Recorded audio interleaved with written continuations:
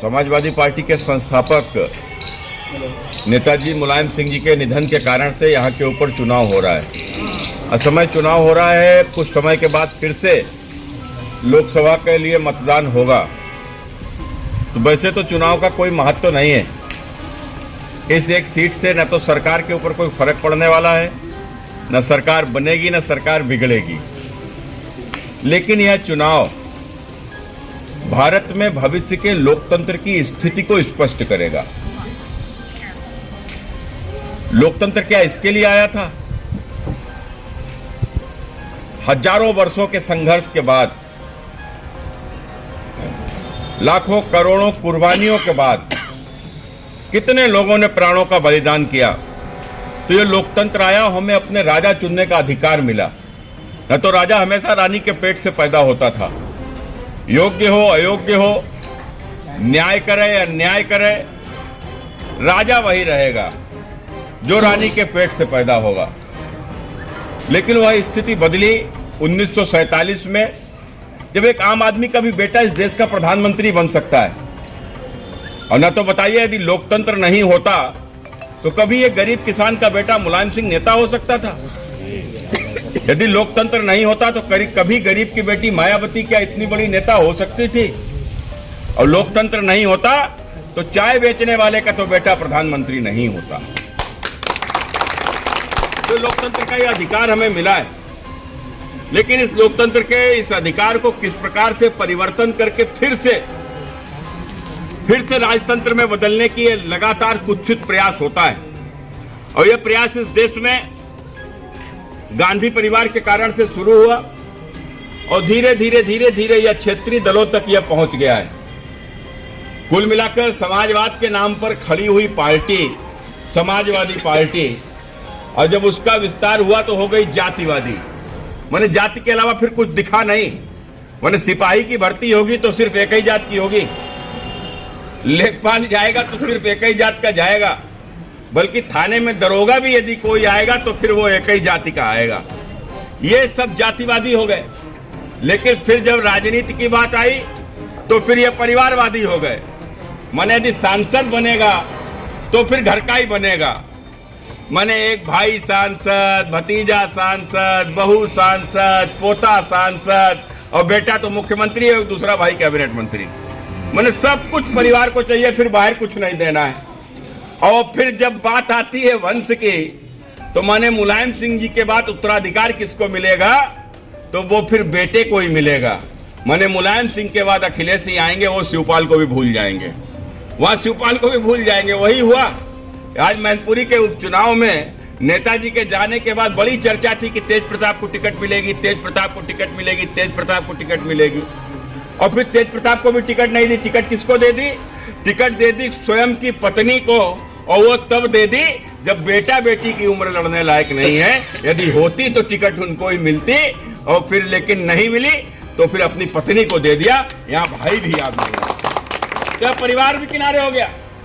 तो जो जिनके लिए परिवार भी कुछ ना हो, जिनके लिए जाति भी कुछ ना हो, वो आम समाज के लिए क्या हो सकता है? इसलिए मैं आप सबसे अपील करने के लिए आया हूं कि मैनपुरी का चुनाव मुझे आज भी ध्यान में आता है। सन 2014 का चुनाव, यहाँ उपचुनाव में मैं आया था। समाजवादी पार्टी की सरकार थी और किस प्रकार का उनका उत्पीड़न रहा होगा कि जो लोगों के अंदर यहाँ के ऊपर एक भय था, एक डर था। और डर हम लोगों ने भी देखा था। और डरे का परिणाम था जो 2014 में कन्नौज की लोकसभा का चुनाव में कुछ मतों से हार गया था। वहां के ऊपर क्या कहिए सीधी भाषा में कि सरकार के कारण से हरा दिया गया था। सरकार के दम पे गुंडागर्दी होती है, बड़ी गुंडागर्दी होती है। गुंडागर्दी हुई, हमने भी देखी और आपने भी देखी किस प्रकार की गुंडागर्दी सरकार की ताकत पर हुआ करती थी। लेकिन मैंने उस समय पर कहा था, अभी जब हमारे मिश्रा जी कह रहे थे कि मैं ब्राह्मण हूं, तो मुझे ध्यान में आ रहा था मैं केवल ब्राह्मण नहीं हूं, मैं सुदामा वाला ब्राह्मण नहीं हूं, ब्राह्मण क्षत्रिय वाला, परशुराम वाला। तो मैंने वहां के ऊपर ही मैंने कहा था, हमने अखिलेश जी याद रखना, चुनाव के बाद मैंने याद रखना, आपने सत्ता की ताकत के ऊपर गुंडागर्दी कर ली, सत्ता की ताकत पर गुंडागर्दी से हम पार नहीं पा सकते, हम नहीं लड़ सकते, नहीं जीत सकते गुंडागर्दी से। हम स्वीकार करते हैं इस बात को कि सत्ता से लड़ा नहीं जा सकता। लेकिन अखिलेश जी याद रखना, 2019 भी आएगी, फिर लोकसभा का चुनाव होगा और तब भारतीय जनता पार्टी की सरकार होगी, और यदि भाजपा की सरकार होगी तो फिर हमसे बड़ा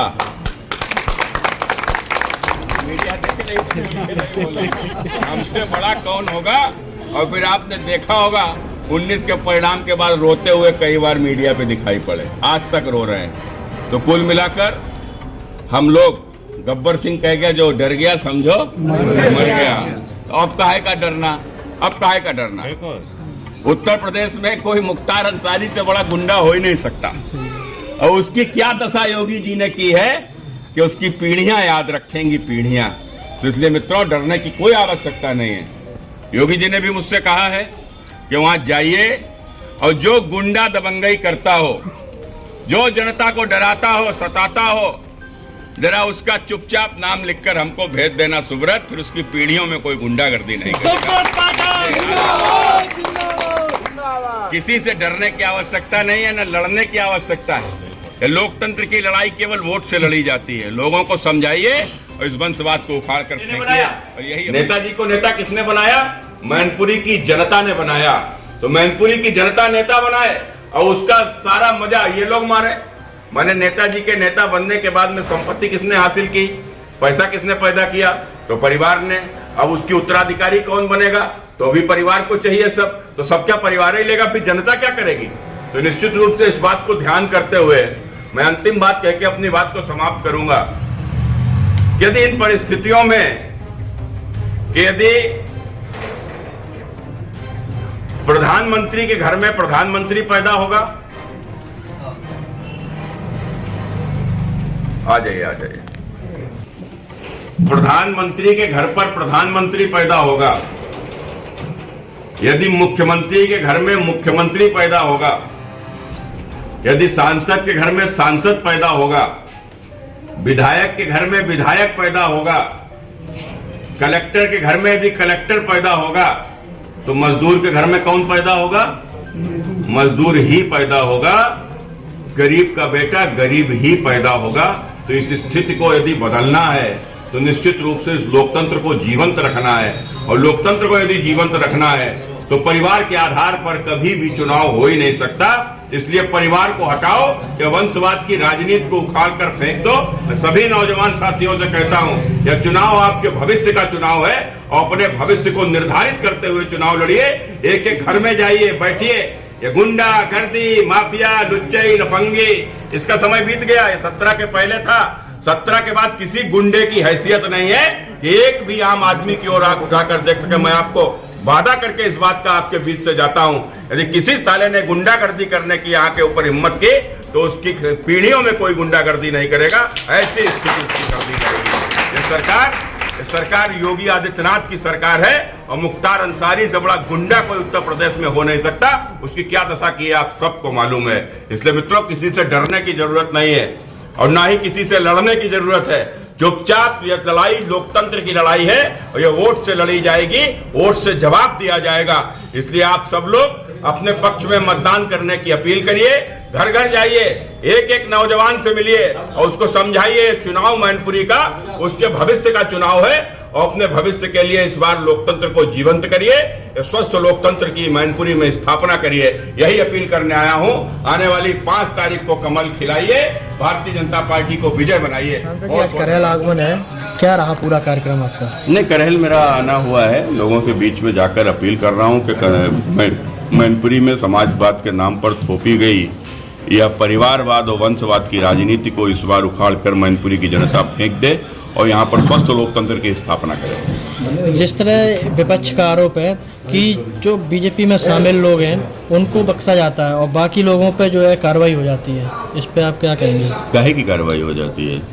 जो विपक्ष के लोग हैं उन पे जो है गुंडागर्दी कार्रवाई हो जाती है, और जो शामिल लोग हैं उसमें कार्रवाई नहीं। जो गुंडागर्दी करेगा उसको माला थोड़े न पहनाया जाएगा, और भारतीय जनता पार्टी का कोई कार्यकर्ता गुंडा हो ही नहीं सकता।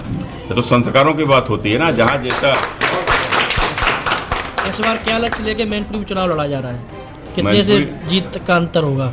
मैनपुरी की चुनाव एक तरफा होगा, आप देखिएगा, लोग चुपचाप कमल छाप, चुपचाप कमल छाप। नहीं, जहाँ चाचा और भतीजे एक हो गए हैं और अलग कब थे? नहीं, राजनीति में उन्होंने कहा जो दूरियां थी वो खत्म हो गई हैं। नहीं तो अलग कब थे? चुनाव तो चाचा भी वही समाजवादी पार्टी से ही लड़े थे, सब एक थे, तब भी हारे। नहीं, चुनाव से पहले वो अलग एक हो जाते हैं, बाद में अलग हो जाते हैं। वो ठीक है, उनका दिखावा जो है जनता भी समझती है। सांसद जी, आज जो अखिलेश जी ने बयान दिया है कि वो है आप 2024 में कन्नौज से सांसद जी के चुनाव लड़ेंगे, इस पर क्या कहेंगे आप? अब वो कन्नौज से लड़ना चाहे फरुखाबाद से लड़े, उनकी पार्टी है, वो जहाँ से मर्जी होगी वो लड़ सकते हैं, उनको अधिकार है। लेकिन कन्नौज से चुनाव लड़ने का बयान इनका हताशापूर्ण इसलिए है कि चूंकि उनकी पार्टी के तमाम सारे लोग भारतीय जनता पार्टी के संपर्क में हैं, कभी भी भाजपा को ज्वाइन करेंगे तो उनकी पार्टी में टूट ना हो, तो हो सकता है इसलिए उन्होंने इस प्रकार का बयान दिया हो। लेकिन जो भी है उनका स्वागत है, और आज जब वो कह रहे हैं कि कन्नौज से लड़ेंगे, यही 24 के बाद कहेंगे कि ईवीएम हैक हो गई, भाजपा ने बेईमानी करा दी।